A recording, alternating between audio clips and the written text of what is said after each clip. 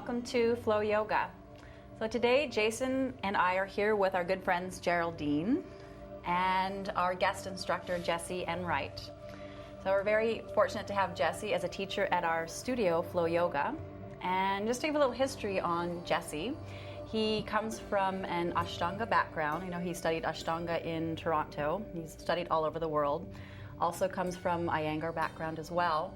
And more recently, studies with Joya Irwin and Vijnana Yoga.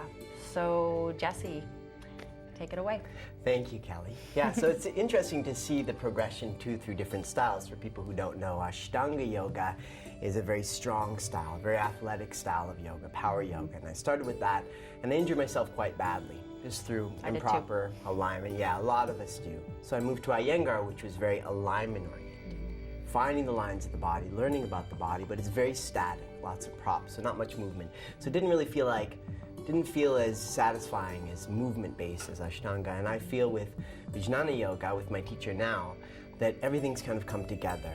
And that what she's done too, and what the practice does, is it gives me a three-dimensional model for the body.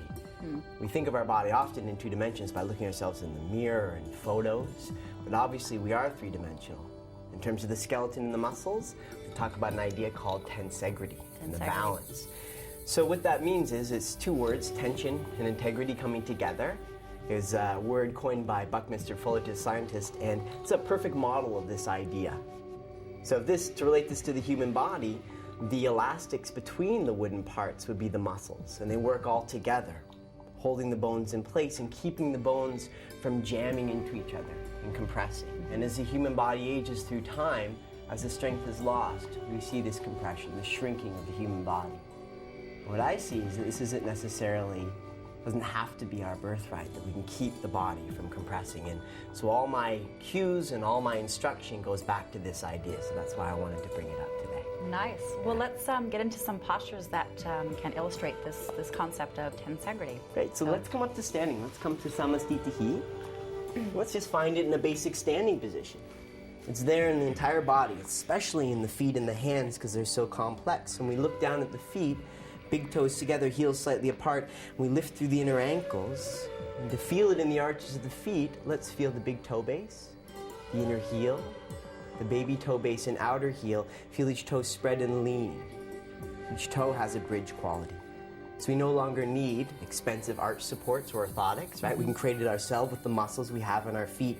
With the legs, it's very simple to see. Bend the knees a bit, and the body has spring. Hyperextend the knees, right? We lose the spring. We lose that tensegrity, that balance. Yeah, it feels much more buoyant to have the knees bent. Exactly. Yeah, and we can see it in the core as well. A little bit of strength in the belly gives space and length to the lower back, and we can feel this length.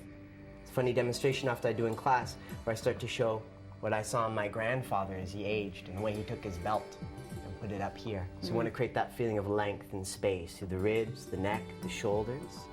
And then we put it all to work in the movements and the postures. Nice. So we're going to stay here in Samastitihi, and we'll see you when we get back.